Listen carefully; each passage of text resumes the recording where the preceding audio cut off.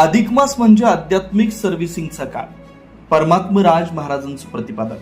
अधिक मासात अंतर्मनाची दुरुस्ती करा, मोक्षमार्गाचा प्रवास सुकर करा. परमात्मराज महाराज यांचं वक्तव्य.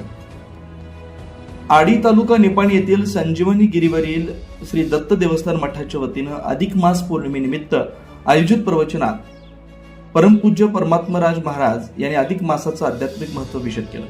अधिक मास हा मानवी जीवनातील आध्यात्मिक त्रुटी दूर करून मनाची शुद्धी करण्यासाठीचा आध्यात्मिक सर्व्हिसिंगचा काळ आहे, असं ते म्हणाले. कार्यक्रमाची सुरुवात सकाळी श्री दत्तगुरूंच्या चरणचिन्हांवर अभिषेक व महाआरतीने झाली.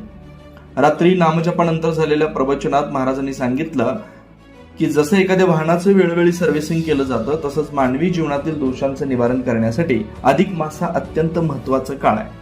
चांद्रवर्ष आणि सौरवर्ष यांच्यातील तफावत भरून काढण्यासाठी अधिक मासाची निर्मिती झाली. या दुरुस्तीशिवाय सण उत्सव ऋतुचक्रात विस्कळीत झाले असते, असंही त्यांनी स्पष्ट केलं. अधिक मासात विवाह, वास्तुशांती यासारखी मोठी कार्य टाळली जातात, त्यामुळे व्यक्तीला आत्मपरीक्षणासाठी अधिक वेळ मिळतो.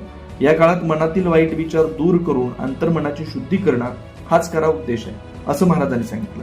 केवळ मूर्तीमध्ये देव पाहण्याऐवजी माणसात देव पाहणं आणि स्वार्थी वृत्ती दूर करणं ही खरी आध्यात्मिक प्रगती असल्याचं त्यांनी अधोरेखित केलं. धार्मिक ग्रंथांचं वाचन करताना त्यांचा योग्य अर्थ समजून घेणं अत्यावश्यक असल्याचं त्यांनी सांगितलं. विज्ञानाच्या प्रगतीचा स्वीकार करताना अध्यात्माचा पाया मजबूत ठेवणं गरजेचं आहे. विज्ञानातील काही शोध मानवासाठी घातक ठरले, त्यामुळे आंधळा विश्वास ठेवू नये असा संदेश त्यांनी दिला. सध्या कर्क राशीत वर्गोत्तम गुरु आणि अधिक मास यांचा दुर्मिळ योग 2 जून ते 18 जून दरम्यान येतोय. हा अत्यंत शुभ मानला जातोय. या पार्श्वभूमीवर 14 व 15 जून रोजी श्री दत्तयाग सोहळ्याचं आयोजन करण्यात आलंय. भाविकांनी या पर्वकाळाचा लाभ घ्यावा असं आवाहन करण्यात आलंय. यावेळी विविध मान्यवरांचा सत्कार करण्यात आला. तसेच महाराष्ट्र, कर्नाटक व गोवा राज्यातून आलेल्या हजारो भाविकांनी प्रवचन व महाप्रसादाचा लाभ घेतला.